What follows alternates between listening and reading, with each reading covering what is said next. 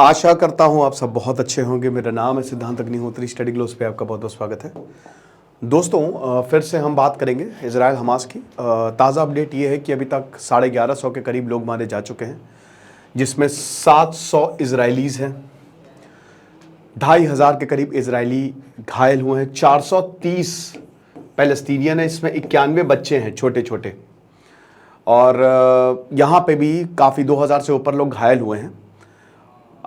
200 के करीब लोगों को बंदी बना लिया है यहाँ पे हमास ने जो अटैक किया है। मतलब आप ये समझिए इसकी माफ़ी है ही नहीं, जिस तरीके से हमला किया है हमास ने। तो हम बात करेंगे क्या तालिबान की एंट्री हुई है। देखिए, दो मुझे न्यूज़ आर्टिकल्स मिले। एक तो टाइम्स ऑफ इंडिया में ये लिखा था कि जो इस तालिबान का पब्लिक रिलेशन डिपार्टमेंट है, उसने इराक और ईरान से ये रिक्वेस्ट की है कि हमको पैलेस्तीन तक सेफ पैसेज प्रोवाइड करे, हमको सेफ पैसेज दे। ईरान की अगर बात करें, देखिए हिजबुल्ला इस समय वॉर में एक्टिव है। हिजबुल्ला मतलब ईरान, ठीक है। हिजबुल्ला, ईरान जो है वो हिजबुल्ला को फंड करता है, ईरान जो है वो हमास को फंड करता है। इसमें कोर में ईरान है। ईरान हिजबुल्ला, इनफैक्ट हूती को भी फंड कर रहा है। जहां शिया की बात आई, ईरान, बशार अल असद की सरकार बची हुई है सीरिया में, ईरान फंड कर रहा है। तो ईरान, सीरिया, ये जो देश है ना, ये तो सपोर्ट कर रहे हैं हमास को कि जाओ लड़ लो। हिजबुल्ला ने साफ साफ बोला है कि हमारे रॉकेट्स तुम्हारे हैं। इस समय 1 लाख से ऊपर रॉकेट्स जो हैं वो हमास के पास हैं। साथ ही साथ ट्रेनिंग प्रॉपर मिलती है हमास को। हमास में एक तो इस्लामिक फेडरेशन जो है, ठीक है, इस्लामिक जिहाद, वो और एक हमास, ये 2 ग्रुप है गाजा में। अब कई बार हमास के ऊपर भी ये आरोप लगता है कि बेटा तुम सॉफ्ट हो गए हो। तो फ्रस्ट्रेशन में इस्लामिक जिहाद के झांसे में आके वो वो मारता ही है, ठीक है, वो हमला कर देता है और पूरा हिजबुल्ला का सपोर्ट है। अब यहां पे तालिबान की भी एंट्री हो गई है। तालिबान कह रहा है कि भाई, तालिबान ने बहुत कोशिश की अपने फाइटर्स को ट्रेन करने की, ताकि जो अमेरिका संसाधन छोड़ गया था उसको यूज किया जा सके, बट तालिबान कह रहे कि हमको सेफ पैसेज दो। अब ये कितना सच है हमको नहीं पता, ये सोशल मीडिया अकाउंट की हम ऑथेंटिसिटी नहीं जांच सकते। लेकिन जो मिस्टर माइकल कॉली है, अमेरिका में जो फॉरेन कमिटी, उसके चेयरमैन, वो बहुत बड़ा पद है, उन्होंने भी बोला है कि तालिबान कोशिश कर रहा है वॉर में एंट्री की। और चोर चोर मौसेरे भाई दोनों ही आतंकी। तो आप ये समझिए कि इजराइल को मुश्किलों का सामना करना पड़ेगा। तो क्या तालिबान एंट्री कर गया है, इसकी पुष्टि नहीं की जा सकती, बट एनीथिंग इज पॉसिबल, क्योंकि तालिबान की भी आपको पता है ये हालत बहुत अच्छी नहीं है। वो भी सपोर्ट चाहता है, उसको लग रहा है कि वॉर में हमारे लिए भी बहुत कुछ, और बेसिकली आपको पता हो तो सब जिहाद के लिए काम कर रहे हैं। सबको यह है कि यरूशलेम पे हमारा कब्जा होना चाहिए। पेस्ट कौन रहा है? आम लोग, बच्चे मारे जा रहे हैं छोटे छोटे, चाहे पैलेस्तीन की साइड हो चाहे इजराइल की साइड हो, लोग मारे जा रहे हैं। बहुत बहुत ज़्यादा बुरी हालत है। ओवरनाइट अगर हम बात करते हैं तो काफ़ी जगह इजराइल ने बॉम्बिंग की है, ठीक है, एयर स्ट्राइक्स किया, बट एयर स्ट्राइक से कुछ होने वाला है नहीं। मैं आपको ये भी बताऊंगा कि आखिरकार युद्ध कैसे रुकेगा इस लेक्चर में, ठीक है। लेकिन उससे पहले दोस्तों, हमारा जो NLP का कोर्स है, इसकी आज आखिरी डेट है, 9 अक्टूबर को ये लास्ट डेट है, और हम अपने कोर्स को बंद कर देंगे। 26 अक्टूबर से क्लास शुरू होगी। साइकोलॉजी डॉक्टर मयूरिका दास, 450 रुपए का कोर्स है। अभी एक कॉल आया था, बोले सर आप इतने सस्ते में कैसे दे सकते हैं? भाई यही हम आपके लिए काम कर रहे हैं। तो इसमें मेमोरी इन्हांसमेंट, कैसे हम आपकी मेमोरी को इन्हांस करेंगे। इंटरव्यू में आपको डर लगता है, एग्जाम में डर लगता है, अब नहीं लगेगा। Super concentration, flow state, confidence ऐसा कि क्या ही बताएं। साथ ही साथ जो हम बार बार पोस्टपोन करते हैं, अब ऐसा नहीं होगा। कुछ भी पढ़ोगे 90% याद रहेगा। तो वो बहुत सारी टेक्निक्स आपको हम बताएंगे।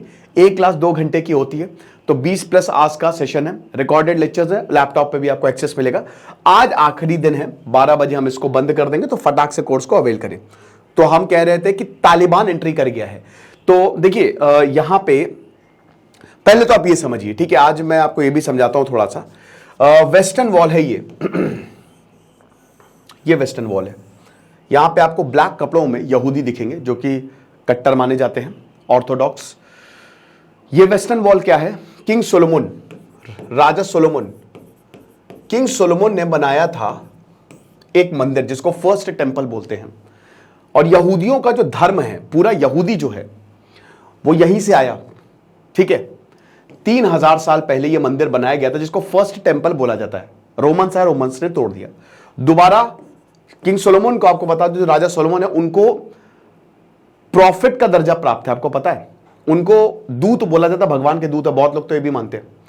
सेकंड जो है किंग हेरोड, किंग हेरोड ने भी लगभग आज से 2500 साल पहले दूसरा मंदिर बनाया, वो भी रोमन्स ने तोड़ दिया, ठीक है। और इस बार ना सिर्फ तोड़ा 2000 साल पहले, बल्कि यहूदियों को बोला कि बेटा अगर इस एरिया में दिख गए तो इतना बम मारेंगे कि सारा इलाका धुआं धुआं हो जाएगा, दिखना नहीं यहां पे। अब किंग हेरोड सब कुछ पूरा मंदिर तोड़ दिया, बस यही वॉल बची है। इसी को ही वेस्टर्न वॉल बोलते हैं, ये वेलिंग वॉल भी बोली जाती है। वेलिंग वॉल, यहां पे यहूदी आके सर लगा के रोते हैं, समझ रहे हो। 1967 तक यही खाली पूरे मंदिर में खाली यही दीवार बची है। तो 1967 तक ये दीवार जॉर्डन के पास थी, लेकिन जैसे ही 6 डे वॉर होता है, ये सब कुछ वेस्टर्न पार्ट में, वेस्टर्न इजराइल में यहूदियों का कब्जा है इस समय, समझ रहे हो, वेस्टर्न यरूशलेम में। तो इजराइल का पार्ट है और मिलिट्री यहां पे लगातार लगी रहती है। इसके बाद अब आप ये देखिए, मेन झगड़ा मैं आपको बता रहा हूं, ये है आपका डोम ऑफ द रॉक। अभी डोम ऑफ द रॉक क्या है? डोम ऑफ द रॉक की अगर बात करें, ठीक इसके एकदम ऊपर है, समझ रहे हो, यहां पे पेड़ है, यहां पे थोड़ी खाली जगह है, जो यहूदी आते हैं यहां पे बैठ के वॉल को देखते हुए अपना जो बेसिकली यहां पे आपको पता तो मूर्ति पूजन नहीं होती है, बल्कि यहां पे पढ़ाई, किताब जो सबसे पवित्र किताब है, ठीक है, कमेंट बॉक्स में बताइए, वो पढ़ते हैं यहां पे, ठीक है ना। तो अब देखिए, ये जो देख रहे हैं ये है डोम ऑफ द रॉक। जब प्रॉफिट लास्ट मैसेंजर, ठीक है, जब प्रॉफिट मक्का से यरूशलेम आए, वो घोड़े पे आए थे, ठीक है, उड़ते घोड़े पे यहां पे आए, तो यहां पे इसी पत्थर पे चढ़ के, इसी पत्थर को छू के वो जन्नत गए थे, ऐसी मान्यता है, ये कुरान में भी लिखा है। और वहां से फिर वो मैसेज लेके आए थे, अल्लाह ने बुलाया था, तो अल्लाह ने, प्रॉफिट ने मक्का से यहां तक का सफर जो है वो तय किया था, ठीक है। तो आप ये समझ ही सकते हैं कि इस एरिया की कितनी इंपॉर्टेंस। ये थर्ड मोस्ट, हालांकि आपको बता दूं कि जब आप हज पे जाएंगे तो ये Dome of the Rock is not the part, Jerusalem part नहीं है हज का, ठीक है, लेकिन फिर भी ये तीसरी सबसे बड़ी, सबसे पवित्र जगह है इस्लाम के लिए। और यहां बगल में ही है अल अक्सा मॉस्क, इसको हरम शरीफ कहते हैं। हरम मतलब जगह, ठीक है, शरीफ मतलब पवित्र, पवित्र जगह, यही है हरम शरीफ। और यहां से पैर रख के वो ऊपर की तरफ जो प्रॉफिट है, वो उन्होंने जन्नत का रास्ता जो है वो तय किया था। अब ये मुस्लिम्स, समझ रहे हो, और ये आपका ज्यूज, ये वॉल पे। अब उसके बाद यहां पे बगल में है church of the Holi scripture, उसका नाम एक तो वो चर्च है, छोटा चर्च है, बहुत बड़ा चर्च नहीं, बट दुनिया में सबसे पवित्र, क्योंकि वहां पे ऐसा माना जाता है कि जीसस को क्रूसिफाई किया। जीसस, थोड़ा सा दूर में बेथलेहम है जहां से जीसस का जन्म हुआ। जीसस ने अपनी पूरी टीचिंग यहां पे फैलाई, सब कुछ जीसस ने यहीं किया, पे यहीं पे क्रूसिफाई कर, यहीं पे रिजरेक्ट हो, तो वहां पे चर्च बनाया गया है। हालांकि चर्च में आपको बहुत एक मैं फैक्ट बताता हूं, वो पता है चर्च की चाबी किसके पास है? एक मुस्लिम के पास है, एक मुस्लिम परिवार के पास, और पिछले 800 सालों से वो चाबी उसी परिवार के पास है। पता है क्यों? क्योंकि वो क्रिश्चियंस पे भरोसा ही नहीं करते। क्रिश्चियंस आपस में ही उस चर्च के लिए कि ये हमारा है, क्योंकि क्रिश्चियंस में भी बहुत सारे सेक्ट है, प्रोटेस्टेंट है, सीरियन ऑर्थोडॉक्स चर्च है, रशियन ऑर्थोडॉक्स चर्च है, ठीक है, वेटिकन है। वेटिकन इज द हेडक्वार्टर, जगह सबसे इंपॉर्टेंट ये है क्रिश्चियंस के लिए। तो वो उन्हीं मुस्लिम के पास कि अगर आपको चाबी देंगे तो चाबी कभी मिलेगी नहीं, तो वही परिवार जो सुबह ताला खोलता है और वो बंद करता है, मुस्लिम्स के पास है। यहां पे यूनिटी हमको देखने को मिल रही है। तो ये आप समझ गए। अब इसी के लिए पूरी की पूरी लड़ाई है, इसी जगह के लिए धर्म की लड़ाई है, और धर्म के ही नाम पे युद्ध हो रहा है। अब आप ये समझिए कि यरूशलेम अभी ना ही इजराइल के पास है, ना ही पैलेस्तीन के पास, किसी के पास नहीं है, वो यूनाइटेड नेशंस के अंडर है। क्योंकि इतनी छोटी सी जगह, 38 एकड़ की जगह को आप कैसे बांटेंगे? नहीं बांट सकते, इसीलिए यूनाइटेड नेशंस के पास है। और यरूशलेम के लिए ही जंग है। अच्छा, अभी क्या हुआ? अभी तो हमास कहां से आया? देखिए, हमास की अगर बात करते हैं तो हमास, अभी आपको मैं बताता हूं, गाजा पट्टी पे आइए, गाजा पट्टी, ठीक है। अब ये असली में ये देख सकते हैं आप, ठीक है, ये आपको दिखे, ठीक है, ये डोम ऑफ द रॉक, ठीक है, हरम अल शरीफ, और इधर साइड वेस्टर्न वॉल है। देखिए, ये है आपका गाजा स्ट्रिप। गाजा स्ट्रिप में है हमास। हमास, सऊदी और जो अभी इजराइल के रिलेशन बहुत ही सामान्य हो रहे हैं, जैसा कि हमने बताया, ये हमास को बिल्कुल मंजूर नहीं, पहला पॉइंट। क्योंकि इनके इसकी देखिए, अगर सऊदी ने इजराइल को रिकॉग्नाइज कर लिया तो खेला खत्म हो गया, ठीक है। दूसरा पॉइंट, हमास फ्रस्ट्रेटेड है इजराइल के जो कदम है, ठीक है। तीसरा पॉइंट, हमास जो है वहां के लीडर्स, मैंने क्या बताया, अब उनके ऊपर भी आरोप लग रहा है कि तुम थोड़े सॉफ्ट हो रहे हो। चौथा पॉइंट, अल अक्सा पे जो लगातार इजराइल रेड करता है उससे। पांचवा पॉइंट, ये बोलते हैं कि पैलेस्तीन का लेखा जोखा हम देख रहे हैं, हम इनके राइट्स को उठाएंगे और इस पूरे के पूरे एरिया को खत्म करेंगे। छठा पॉइंट, इनका मेन मोटिव ही यही है कि इजराइल जो है उसको नक्शे से मिटा दिया जाए। तो आप समझ सकते हैं कि जो इजराइल है और हमास, इनके बीच में कभी दोस्ती नहीं हो सकती, ना पैलेस्तीनियों के बीच में हो सकती है। जो भी दोस्ती की बात करेगा उसको मिलेगी बंदूक। अब सुनो, ये वॉर कैसे रुकेगा? ये वॉर दोस्तों इजराइल के लिए ये सबसे खतरनाक वॉर है। 1973, 50 साल पहले 2,500 इजरायली मारे गए थे। ठीक उसी डेट को 50 साल में उसको सेलिब्रेट करने के लिए आए और उसी दिन हमास ने 5,000 रॉकेट दाग दिए। तो इसका मतलब क्या है? इसका मतलब यह है कि इतना भीषण युद्ध, पहली बात तो मोसाद जो है वो फर्स्ट लाइन ऑफ डिफेंस होता है, इंटेलिजेंस एजेंसी। आर्मी तो बाद में आती है, पहले इंटेलिजेंस एजेंसी आती है। फेल, मोसाद फेलियर का ठप्पा लग गया। 2 साल से हमास तैयारी कर रहा होगा इसकी, फेल, मोसाद नहीं पता लगा पाया। अब इजरायली डिफेंस फोर्स आई है, आर्टिकल 40 लॉन्च हो गया, आर्टिकल 40 एलएफ कि अब इजरायली डिफेंस फोर्स में जो करना है करे। बट यहीं पे दिक्कत है, 90 लाख आबादी है इजराइल की। आप एक बात बताओ, इजराइल अभी बोला है कि 1 लाख के करीब सैनिक जो है वो आएंगे। प्रॉब्लम क्या है? प्रॉब्लम यह है कि भाई हमास में आप एयर स्ट्राइक कर रहे हैं और इजराइल पे इससे बड़ा हमला अभी तक नहीं हुआ है, क्योंकि कैजुअलिटी लगातार बढ़ती जा रही है और होस्टेज यहां पे होते जा रहे हैं। बेंजामिन नेतन्याहू है पीएम, और बेंजामिन नेतन्याहू के लिए यह डिजास्टर साबित होगा, क्योंकि इजराइल एक छोटी, यहूदी एक छोटी कम्युनिटी है। लोगों का मरना मतलब कम्युनिटी का कम होना। तो पहले तो यह है कि जितना ज्यादा हमास अटैक करता जाएगा उतना पॉलिटिकल कियोस, यानी कि बेंजामिन नेतन्याहू को जवाब देना मुश्किल हो जाएगा। दूसरा पॉइंट, अब देखिए हमास को मार क्यों नहीं देते? इतना छोटा सा एरिया उड़ा दो, सब कैसे उड़ाओगे? हमास को देखिए हर किसी ने, एवरीवन कंडेम्ड, भारत भी इजराइल के साथ सॉलिडारिटी के साथ खड़ा है। देखिए भारत की अगर बात करते हैं तो भारत ने दोनों का ही हमेशा से ही सपोर्ट किया है। पैलेस्तीन में भले ही ऑफिस नहीं है, बट पैलेस्तीन अगर कोई भी भारत की तरफ से अगर इजराइल गया तो पैलेस्तीन भी गया। पैलेस्तीन के लोगों को हम ट्रेन भी करता है, हमारे अच्छे रिश्ते हैं। लेकिन प्रॉब्लम 2017 के बाद से भारत इजराइल के साथ ज्यादा खड़ा हुआ दिखाई देता है। ठीक है, तो बात यहां पे इतनी सी आती है कि हमास को ये उड़ा दे पूरा का पूरा एरिया। भाई कैसे उड़ाओगे तुम? यहां सिविलियंस रहते हैं, ये सबसे, पैलेस्तीन और ये सब 20 लाख के करीब लोग रहते हैं मिला के, सबसे डेंस्ड पॉपुलेटेड एरिया है। तो कैसे मारोगे आप इसको?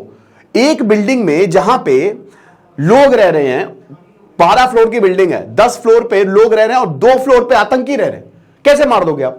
वो लोग भी मरेंगे और आतंकी से आप लड़ नहीं सकते। तो यहां एक बहुत बड़ी दिक्कत, आप कितनी एयर स्ट्राइक करोगे आप मुझे बताओ? तो इसका सॉल्यूशन क्या है? भाई जाओ आप फिर हैंड टू हैंड कॉम्बैट करो। आर्मी जो है वो जाए, एंटर करे, इजराइल आर्मी गाजा में एंटर करे और एक एक बिल्डिंग को जाए, वहां पे बिल्डिंग के फ्लोर को खंगाले, घरों को खंगाले और वहां पे मारे। फिर अब इसमें 1 से 1.5 महीने लग जाएगा, यानी कि क्या 1 से 1.5 महीने तक युद्ध चलेगा। और दूसरा पॉइंट, अगर इजराइल की सेना हैंड टू हैंड कॉम्बैट करने के लिए तैयार है, वो गाजा में जा रही है, बिल्डिंग सर्च कर रही है ताकि कैजुअलिटी ना हो, क्योंकि बेंजामिन नेतन्याहू ने बोला कि हम मिटा देंगे सारा इंफ्रास्ट्रक्चर। कैसे मिटा ही नहीं सकते तुम। मिटाना है तो तुमको ग्राउंड पे भेजना पड़ेगा, नहीं तो फिर सारा बम गिरा दो, और अगर बम गिराई तो सब लोग मर जाएंगे, और सब लोग मरे तो फिर सीधा का सीधा ब्लेम इजराइल अलग थलग पड़ जाएगा। तो प्रॉब्लम यह है, अभी जैसे हमास ने अटैक किया तो पूरी दुनिया उसको कंडेम कर रही है, क्योंकि ह्यूमन राइट्स, जिस तरीके से तुमने 5,000 रॉकेट दाग दिए, पहली बार, अभी तक सिविलियन को हमास छूता नहीं था, पहली बार सिविलियंस को मार रहा है। फेस्टिवल से 250 लोगों को उठा के इसने एब्डक्ट कर लिया। तो पहली बार आप ये समझिए कि ऐसा किया है हमास ने सिविलियंस पे। तो ये तो ह्यूमन राइट्स किसी भी पैमाने पे इसको जस्टिफाई नहीं कर सकते, है ना। बट ईरान की पॉलिटिक्स में वो फिट बैठता है। तो यहां पे तब तो फिर बहुत बड़ी, लेकिन फिर बेंजामिन नेतन्याहू के लिए एक और बहुत बड़ी प्रॉब्लम है। प्रॉब्लम ये है कि अगर हम फोर्सेस को यहां पे भेजेंगे और अगर हैंड टू हैंड ग्राउंड पे लड़ाई होगी, हो सकता है क्या इजराइल जीत जाएगा, लेकिन इजराइल के सैनिक भी मरेंगे बहुत सारे। और मैंने क्या बताया कि इजराइल की बहुत बड़ी सेना नहीं है और यहूदियों को खोना वो बिल्कुल भी अफोर्ड नहीं कर सकते हैं।